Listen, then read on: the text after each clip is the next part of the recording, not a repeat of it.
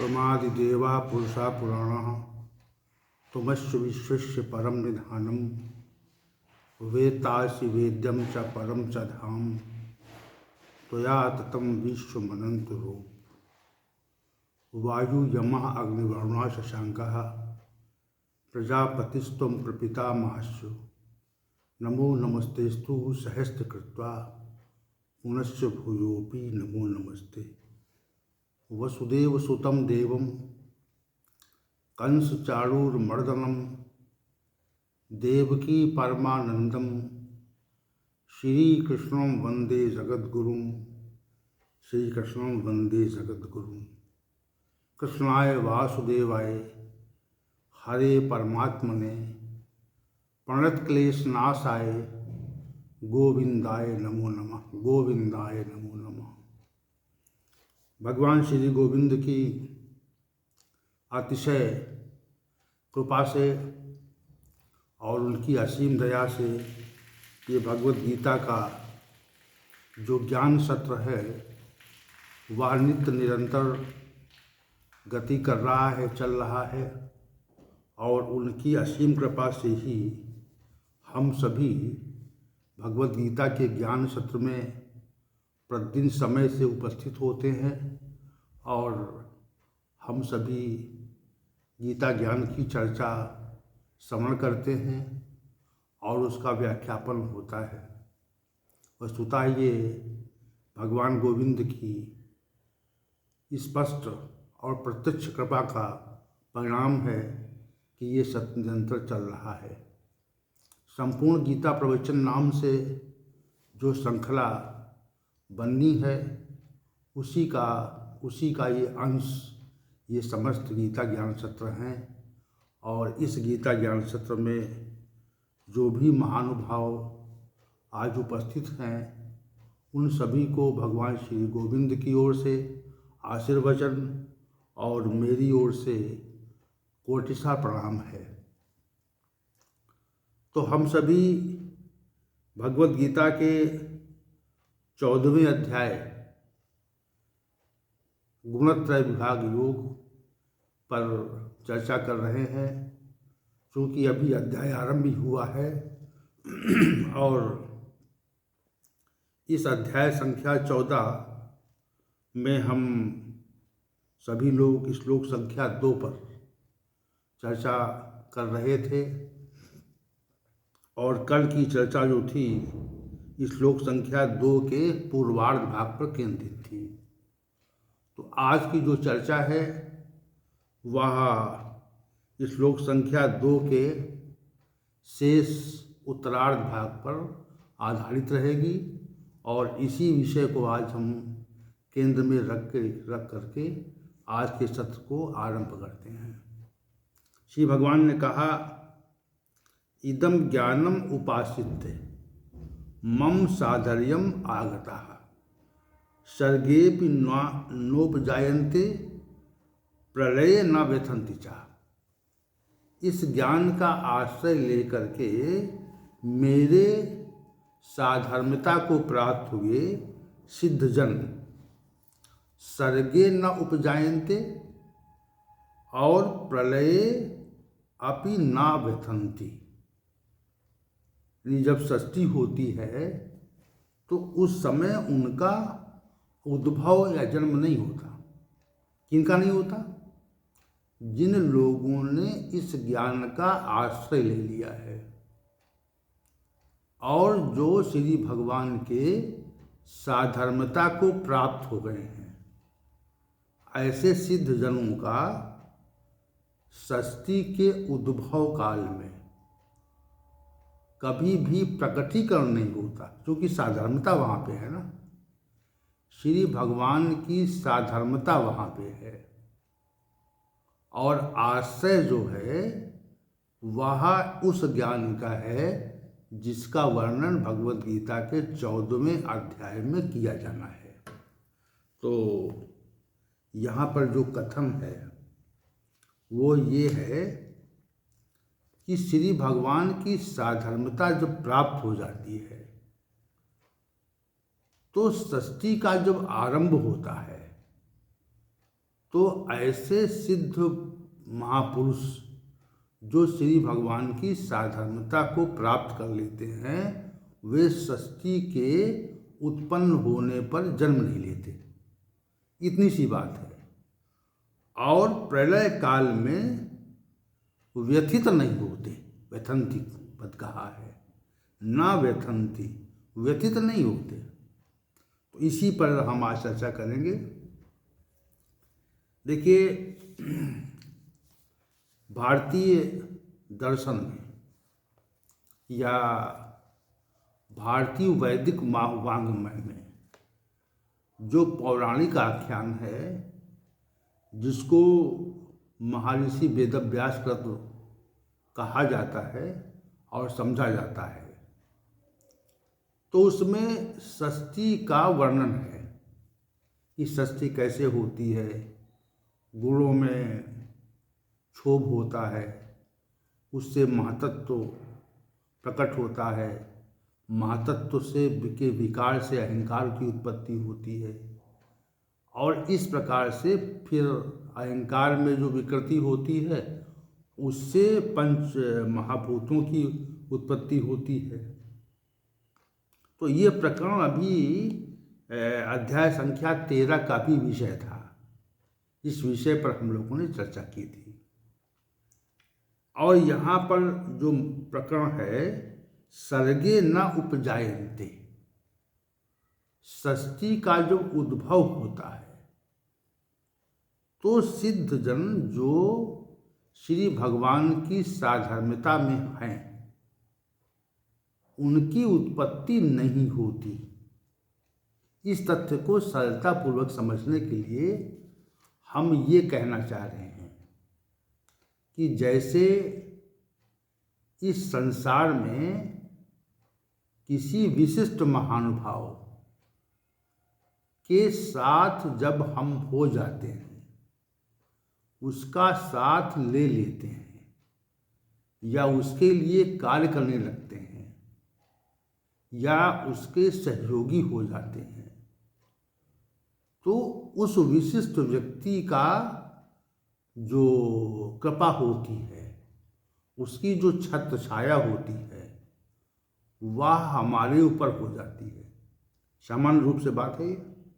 सामान्य रूप से आप देखते होंगे, जब हम किसी विशेष व्यक्ति का सहयोग ले लेते हैं या उसके साथ हो जाते हैं, तो साथ होने पर हमें उसकी छत्र छाया प्राप्त हो जाती है, और उस छत्र छाया में समाज के जो अन्य लोग हैं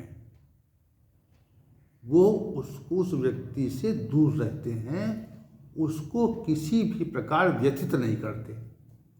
वो जानते हैं कि अमुक व्यक्ति पर अमुक विशिष्ट व्यक्ति की छत्र छाया है, ऐसा जान जाते हैं हम लोग। तो इस संसार की बात हो गई। तो उसी भाव से आप समझें, जब कोई सिद्ध पुरुष इस देह का परित्याग करके और श्री भगवान के परम धाम में पहुंच जाता है, क्योंकि जो ये ज्ञान है, इसका आश्रय लेने वाला मनुष्य श्री भगवान के परम धाम का वासी अंत में होता है। ये निश्चित तथ्य है। श्री भगवान की प्रतिज्ञा यहाँ पे है कि उसको साधर्मता प्राप्त हो जाती है श्री भगवान की। जहाँ श्री भगवान अपने परम धाम में निवास करते हैं, वहाँ पर उसका निवास हो जाता है। साधर्मता का अभिप्राय ये है कि वह जो परम धाम है, न तद्भासते सूर्यो न शशांको न पावकः, उस न सूर्यो न शशांको न पावकः यद गत्वा न निवर्तन्ते तद्धाम परमम। वो जो श्री भगवान का परम धाम है, जिसे वैकुंठ लोक भी कहा जाता है। उस श्री भगवान का जो परम धाम है, वहाँ पर श्री भगवान का निवास है। यद्यपि वे इस समग्र ब्रह्मांड में भी व्याप्त हैं, प्रकट हैं, और उनकी सत्ता यहाँ पर है। इस पृथ्वी लोक पर भी उनकी सत्ता है, परंतु उनका जो निवास है वह परम धाम है, जहाँ पर सूर्य, चंद्र और अग्नि का प्रकाश नहीं है। वहाँ उनका अपना प्रकाश है।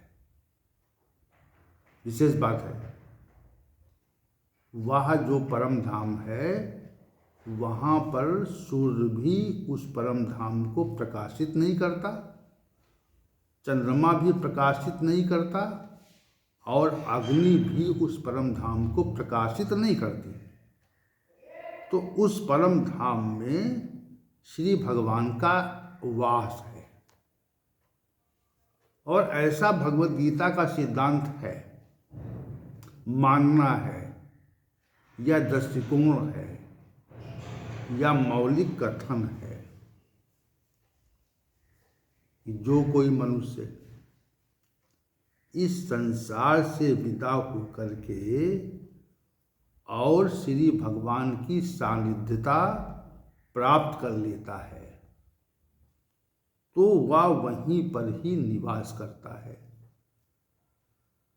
वह वहीं पर निवास करता है, क्योंकि वो जो श्लोक अभी हमने कहा है, न तद्भासते सूर्यो शशांको न पावकः यद गत्वा न निवर्तन्ते। जिसको जा करके जो सिद्ध पुरुष है वह वापस नहीं आता। यहाँ पे वहाँ पर भी स्पष्ट किया गया है कि वह वापस आता ही नहीं। तो ये एक, जैसे कहते हैं कि ये बहुत विशिष्ट व्यवस्था है। देखिए, पारलौकिक विषयों के बारे में हमें शास्त्रों से ही ज्ञान प्राप्त होता है, क्योंकि पारलौकिक विषयों का जो उल्लेख है, कि जो व्याख्या है, वह हमारे शास्त्रों में बहुत विस्तार से वर्णित की गई है, और उस कथन को हमें मानना पड़ता है। क्यों मानना पड़ता है? क्योंकि हमारे सामने कोई अन्य विकल्प नहीं है, कि चूँकि हमारी पहुँच वहाँ तक नहीं है, हमारी पहुँच उस स्थान तक नहीं है जिस स्थान का वर्णन श्रीमद् भगवद गीता में वर्णित किया गया है। तद्धाम परमम, वो मेरा परम धाम है। तो जो ये लोग इसमें शंका करते हैं, कहते हैं ये काल्पनिक बात है, ऐसा संभव नहीं है, अन्य बातें कहने लगते हैं, लेकिन यहाँ पर जो प्रश्न उठता है ऐसा कहने वालों के लिए, वो ये उठता है कि हमारी मृत्यु होती है, ये निश्चित है। हम सभी सामान्य रूप से ये देखते हैं कि हमारी मृत्यु होती है, और उस मृत्यु के उपरांत हमें कहीं जाना पड़ता है। प्रतीत में तो शरीर यही रहता है, लेकिन जो वास्तविक सत्ता है, जो इस स्थूल शरीर को चेतन बनाए रखती थी, उस सत्ता को यहाँ से जाना पड़ता है। तो वो सत्ता कहाँ जाती है, इस संदर्भ में भी शास्त्रों में विस्तार से वर्णन किया गया है। उस सत्ता को कहाँ जाना पड़ता है, ये हमारे समग्र जीवन के कर्मों के आधार पर विनिश्चित होता है, ऐसे निश्चित नहीं होता। तो ये विषय चूँकि यहाँ पे नहीं है, और वह भी जो वर्णन है वह भी हमारी समझ के बाहर की का तथ्य है। हमें जानना पड़ता है, ये निश्चित है। हम ये जानते हैं कि हमारे पूर्वज भी इस संसार से विदा हो गए। वे कहाँ गए, ये तथ्य हम नहीं जानते। तो वे जहाँ भी गए उस बारे में शास्त्रों में वर्णन है, और चूंकि हमारी पहुंच वहाँ तक नहीं है जहाँ वे गए हैं, इसलिए शास्त्रों में वर्णित तथ्यों को मानने के अतिरिक्त हमारे पास अन्य कोई विकल्प नहीं है। और जैसा वैदिक सनातन धर्म के ग्रंथों में इसका विशद वर्णन हुआ है, वैसा अन्य मतों के ग्रंथों में कदापि नहीं है, बिल्कुल नहीं है। संपूर्ण जो वर्णन है वह तार्किक दृष्टि से बहुत ही उत्कृष्ट कोटि का है। उसको काटा जा पाना असंभव है। हर तथ्य को तार्किक दृष्टि से बहुत ही विशद बनाया गया है कि हम मृत्यु के पश्चात कहाँ जाएंगे।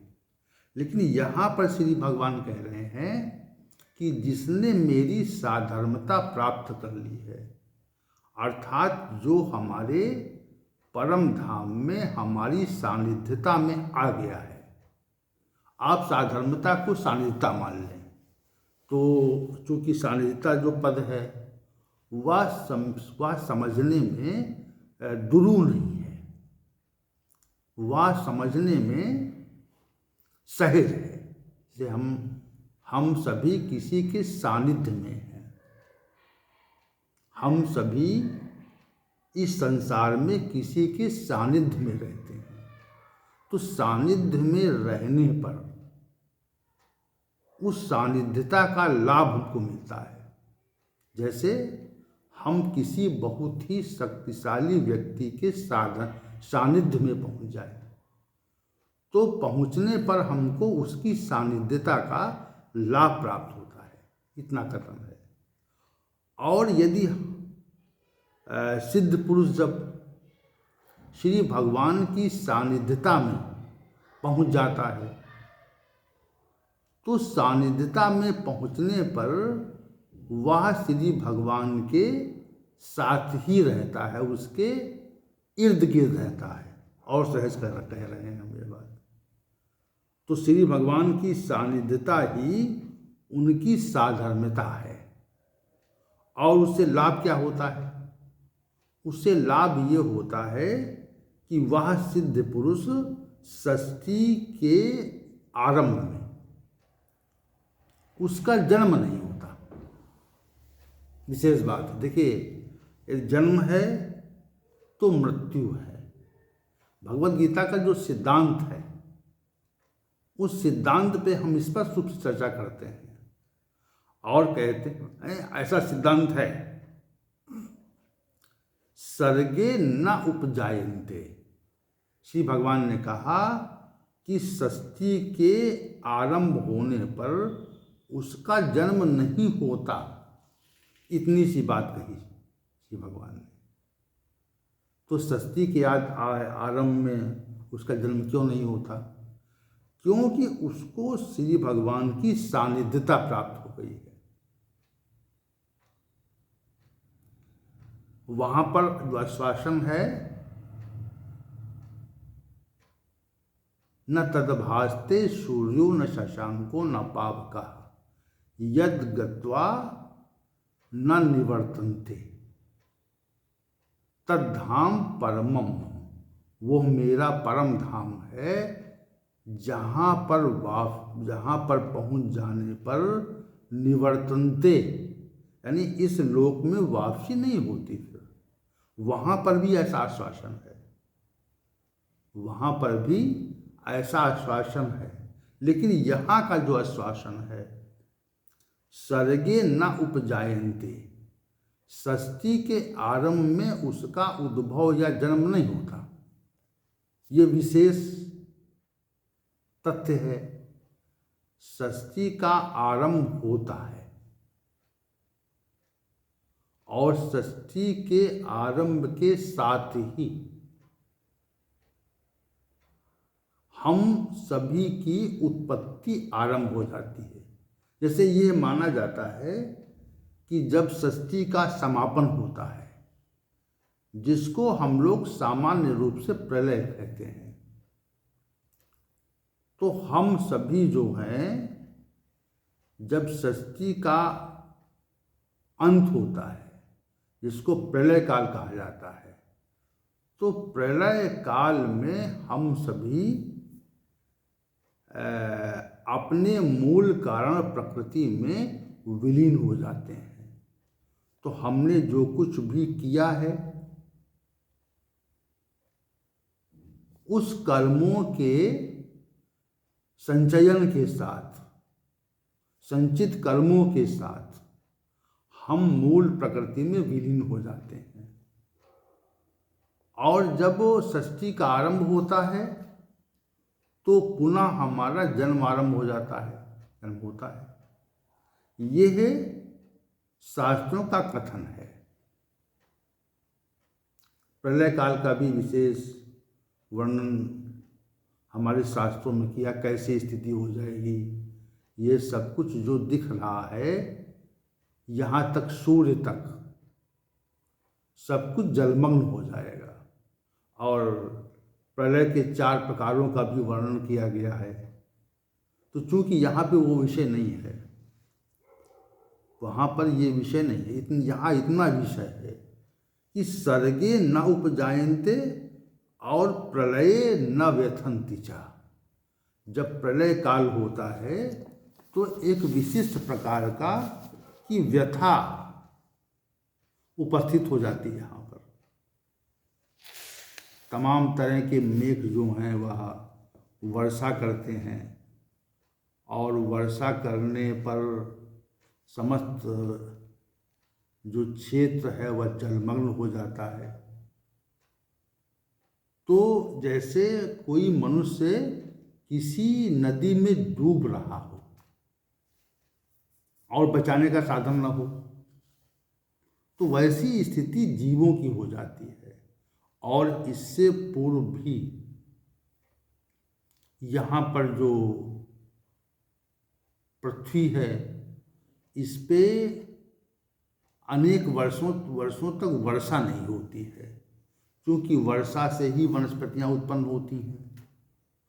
तो वनस्पतियों के उदय न होने पर यहाँ के जो प्राणी हैं,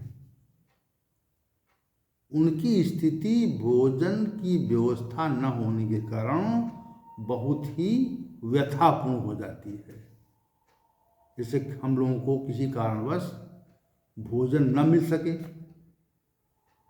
तो भोजन न मिलने पर हमारी जो स्थिति है वह बड़ी दयनीय हो जाती है। हम चलने फिरने की स्थिति में नहीं रहते, और उसके अतिरिक्त जो है ज्वालाएं, अग्नि की ज्वालाएं प्रकट हो जाती हैं, तो उससे एक विशेष प्रकार की वेदना होती है, व्यथा होती है प्रलय काल में। जब यहाँ से संसार, इस ब्रह्मांड का समापन होता है, ये एक विशद प्रक्रिया है जिसके विषय में भारतीय वैदिक वाङ्मय ने बहुत कुछ वर्णन किया है। हमने मात्र आपको संक्षेप में बताया। उस समय बहुत व्यथा होती है, भोजन न मिलना, चारों ओर अग्नि का प्रकट हो जाना, समस्त क्षेत्र जलमग्न हो जाना, ऐसी नाना प्रकार की व्यथा होती है यहाँ पे। जैसे हमारे चारों तरफ अग्नि जलने लगे तो हम व्यथित हो जाएंगे, परेशान हो जाएंगे। तो जो यहाँ की व्यवस्था है वह प्रलय काल के पूर्व और प्रलय काल के समय धीरे धीरे ये सब व्यवस्था जो पृथ्वी पर चल रही है, समस्त प्राणी जीवित हैं, ये संपूर्ण व्यवस्था जो है वह बिगड़ने लगती है। श्री भगवान का ये कथन है कि प्रलय, इसका मतलब प्रलय न व्यथन्ति च, इसका मतलब प्रलय काल में व्यथा होती है।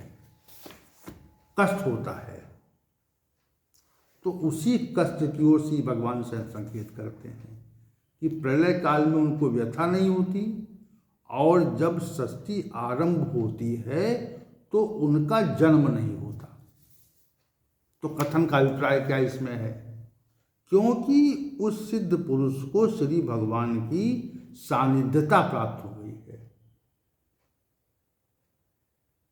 सानिध्यता प्राप्त करने वाला सिद्ध पुरुष प्रलय काल की व्यथा से और सृष्टि काल के जन्म से मुक्त हो जाता है। ये विशेष कथन है श्री भगवान का, ये कोई सामान्य कथन नहीं है जिस पे श्री भगवान ने एक विशेष आश्वासन दे दिया कि अगर मेरी सानिध्यता में आ जाओगे तो आपका सृष्टि के आदि में जन्म नहीं होगा और आप प्रलय काल में व्याकुल नहीं हो, व्यथित नहीं होंगे। जो जन्म ही नहीं होगा तो व्यथा कहाँ है, प्रलय काल कहाँ है? वहाँ पर तो आनंद ही आनंद है। आनंद स्वरूप श्री भगवान की सानिध्यता में आनंद ही आनंद है। वहाँ पर व्यथा नहीं है, दुख नहीं है, शोक नहीं है। वहाँ ऐसी स्थिति नहीं है जो हमारे प्रतिकूल हो, वहाँ पर समग्र अनुकूलता ही है।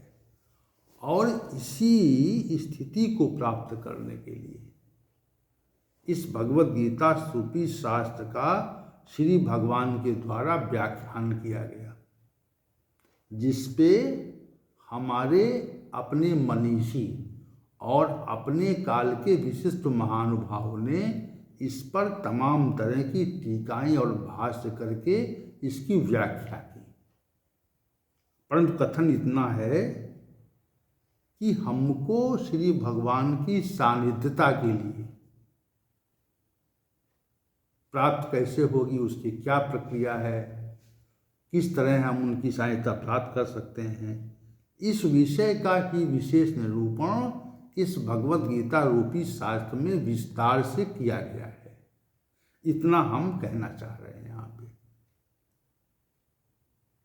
और गीता रूपी शास्त्र के पठन पाठन से मनुष्य को श्री भगवान की साधर्मता अर्थात सानिध्यता प्राप्त हो जाती है और उस परम धाम में निवास की पात्रता मिलती है।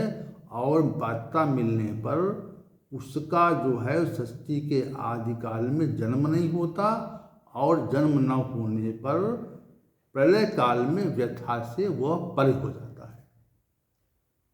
श्री भगवान का इतना कथन इस श्लोक में है। किसका? इदम ज्ञानम उपासित, इस ज्ञान का आश्रय लेकर के।